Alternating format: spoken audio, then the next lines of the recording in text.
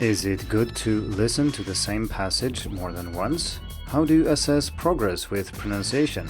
And are flashcards really all that good for learning Chinese?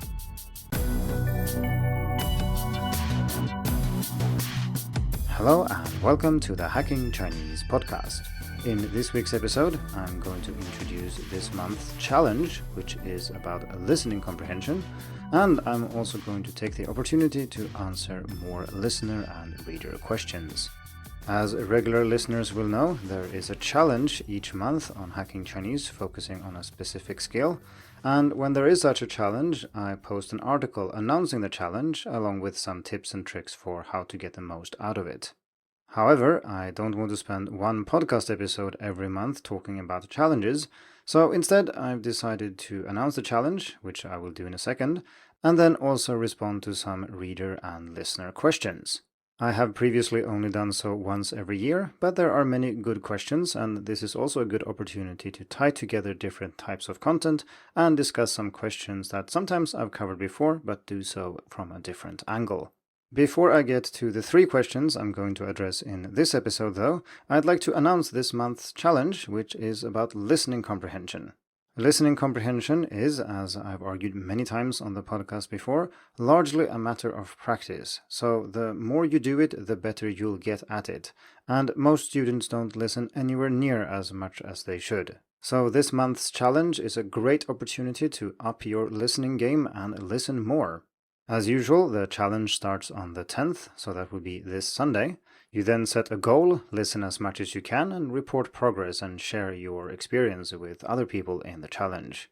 Joining is completely free, and you can do so by following the link in the description or by going to challenges.hackingchinese.com. And if you're listening to this in the future, you can still head over there and see what challenge is on when you are listening. Personally, I haven't decided what to listen to yet, and there is no reason to do so in advance if you don't want to, but I do suggest that you try to think a little bit about this and make sure that you have things to listen to before you actually want to listen to it.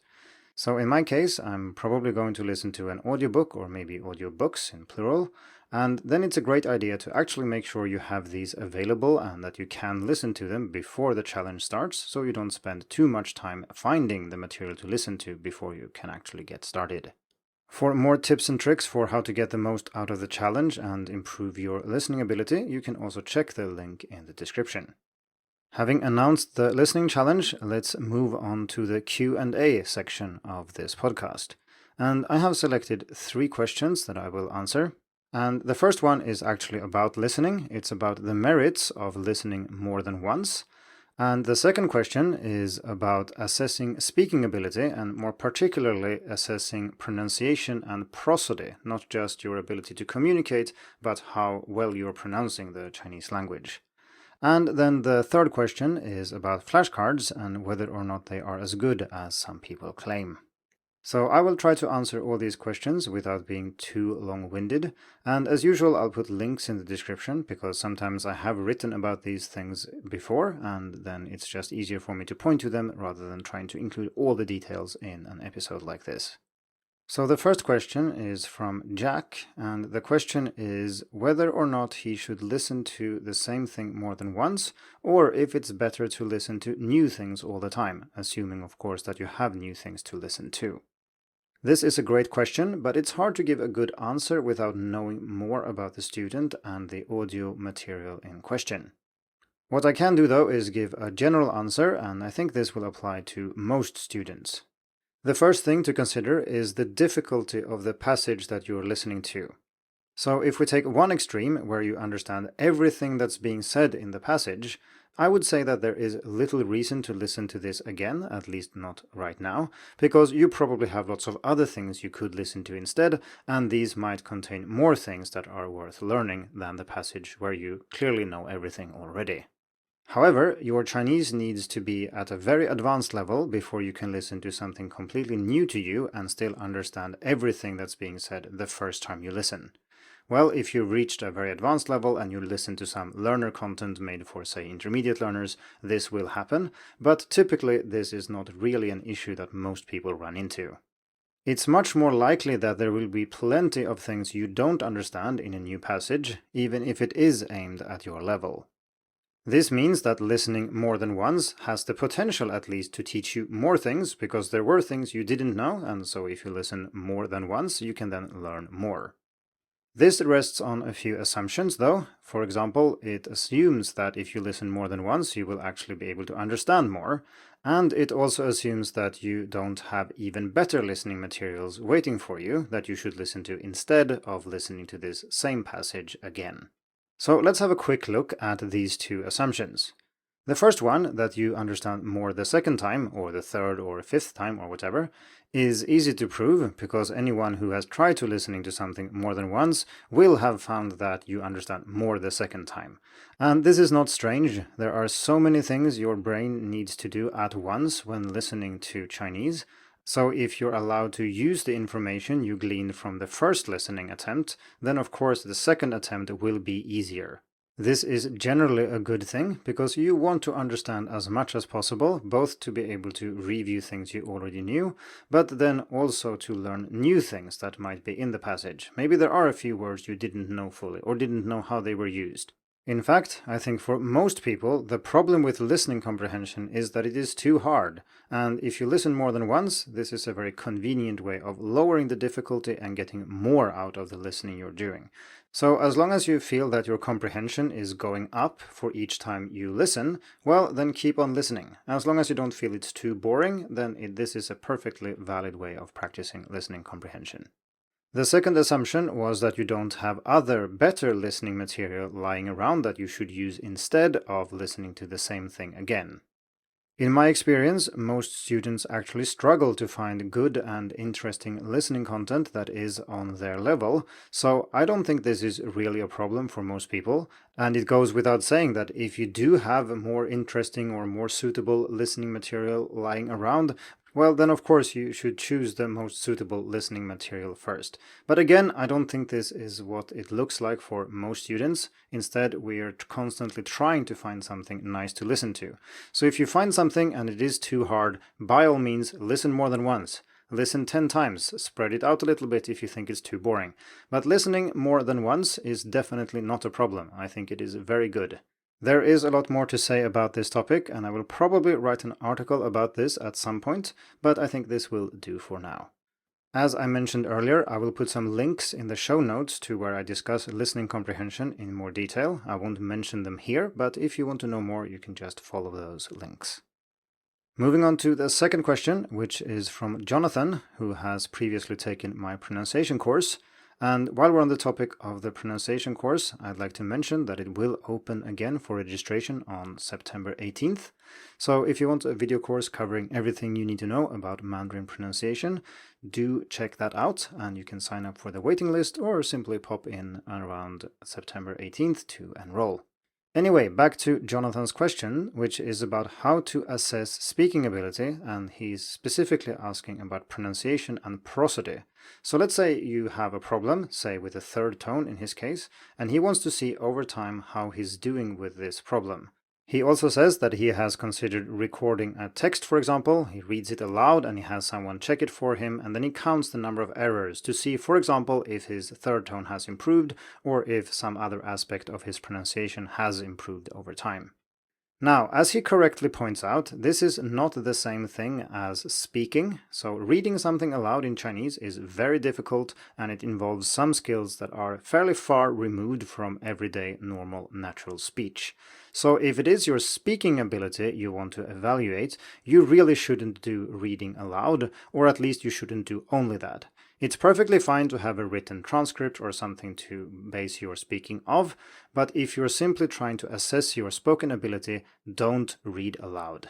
I should maybe put in a caveat here for very advanced students, because if your reading ability is very good, then reading aloud is less problematic.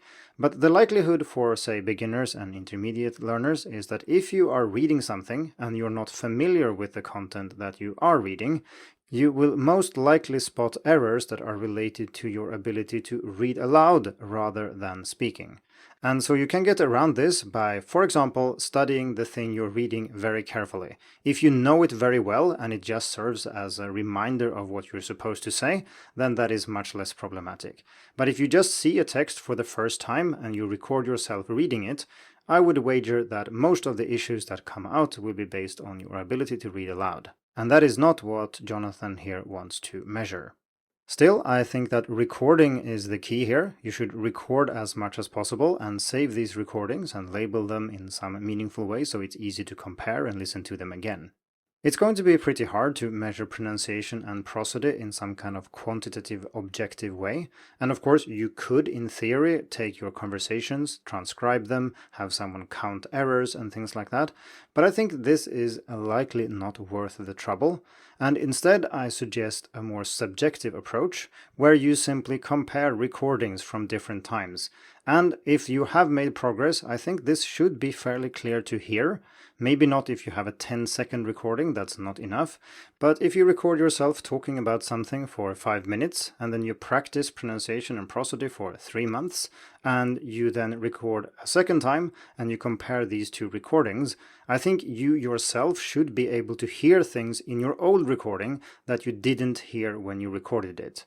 If you don't trust your own judgment, you can also ask a Chinese teacher or even a normal native speaker and compare the two. You don't need to say which one was recorded when, and you ask them, which of these do you think sounds the best when it comes to prosody or tones and so on. And if you're going to be specific here, so rather than just asking which of these two recordings sounds the most natural, but more something like, okay, what do you think of my third tones in this passage? Then I think you do need someone who's trained to do this, because most normal native speakers don't think like this, and they will find it hard to label your errors and compare them with another recording. I've done this type of self-assessment many times, and I usually think it's enough to listen yourself, because the thing is that if you have improved your intonation or your tones or something else, you will be able to hear more of the errors you made back then before you put in all this practice, because now your ears and your mind is fine-tuned to these sounds, and so what you produced 3 months in the past will stand out as being bad, and you will be able to identify, why did I say that? This doesn't sound right. And if you listen to something you recorded right now, at least if it's something close to your best performance, you shouldn't be able to hear that many things that are wrong. A little extra note about best performance here though, and that is of course that when you record something, you're busy talking, you're busy saying something, and so you will not be able to pay attention to all the errors you made while you are talking. So if you record something, listen to it immediately afterwards and try to spot some errors, maybe mark them, maybe write them down. And then you return to this 3 months from now and you see, can I hear some other errors? What do I think about this? Do I think the same thing as I thought 3 months ago? And have I improved? And like I said, this will not give you black on white, you have improved 37.2% over the past 3 months. But like I also said, in my experience, this actually works. You will be able to hear new things, and that means that you have improved. Okay, moving on to the third question, which is from Luna, and this is about flashcards, and she has heard that flashcards are very good, but she doesn't like flashcards, and what is she supposed to do then? She also wants to know why flashcards are good and why it is that some people hate them and some people love them.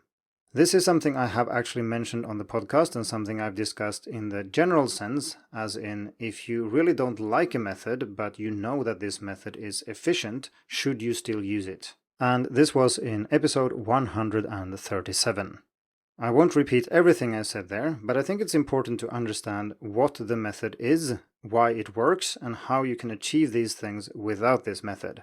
And if this really is the best way to achieve these things, then you should really try the method thoroughly before discarding it. So let's have a quick look at flashcards and why they are useful. I usually say that there are 2 principles that underlie flashcards and make them very effective. And they are really effective. They are very good for learning certain things, such as the basic meaning of vocabulary and so on. This doesn't mean that it's the only way to learn vocabulary, for example, but it does mean that it works, and there are many students who can testify to flashcards and how useful they can be for rapidly expanding your vocabulary in Chinese. So the 2 principles are active recall and spaced repetition. So active recall is about trying to find the answer to a question rather than just seeing the answer. An example I often use is that if you have a flashcard, you can ask what is the capital of France, and then you get to try to find the answer in your brain or in your memory, and you say Paris if you come up with the right answer, and if you don't, you flip the flashcard, you check on the other side, and you see that the answer is Paris. If you compare that with reading a sentence that says the capital of France is Paris, the active recall, the one where you actually have to go and find this information in your long-term memory, is much more efficient. It creates much longer lasting memories. This is why rereading a text is a horrible way of reviewing it for an exam, for example, even though many people still do that. Spaced repetition is about spreading reviews out over time, so instead of asking yourself 10 times over what the capital of France is, you spread them out. You maybe ask yourself once, then you ask yourself tomorrow, then next week, and so on. This type of reviewing is of course not limited to flashcards, but it is much easier to spread something like this out over time if you have a computer program that can help you do it, as opposed to if you're doing this on your own and you don't have a flashcard. Then there's a whole range of other benefits of using flashcards that I will probably save for an in-depth article. It would be a little bit too long to include here. But I'm thinking of things such as flashcards being easy to carry around with you, it's great for isolating specific things you really need to know, and that they can be a great way of collecting notes about the language you're learning. Naturally, flashcards also have lots of disadvantages, and so it's definitely not the case that you have to use flashcards. I just think it's a nice tool to learn, say, the basic meaning of vocabulary, for example, but you can achieve the same thing through extensive listening and reading, and I actually have an article about exactly that on Hacking Chinese, which I will put a link to in the description. So I think the answer to this question is that yes, flashcards are very useful, and they can certainly help you to expand your vocabulary, but of course they are not necessary for learning Chinese. If you're not relying on flashcards, you need some other way to review the words that you learn, and this can either be simply by reading and listening a lot. And now I mean a lot. I don't mean listening half an hour here and there. I mean listening as much as you can all the time.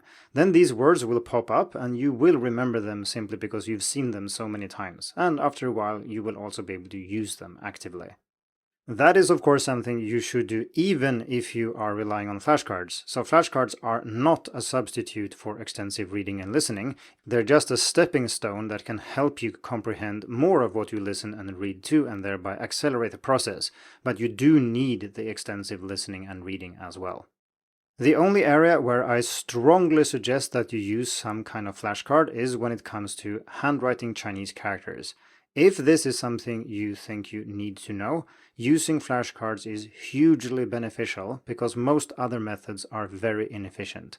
Simply writing things over and over and spending lots of time on handwriting itself is not an efficient way of remembering how to write characters, and so flashcards here really shine. You might also want to check out episode 70, because that was all about why flashcards and spaced repetition in general are so uniquely suitable for learning to handwrite Chinese characters. Okay, that brings us to the end of this episode. I hope you have enjoyed this little Q&A, and if you have any questions yourself, you can head over to Hacking Chinese and leave a comment to an article there, or you can contact me directly on social media or via email at editor@hackingchinese.com. Thank you for tuning in to the Hacking Chinese podcast. If you like this episode, please share it.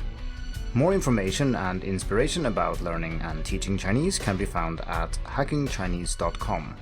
See you in the next episode, and until then, good luck with your studies.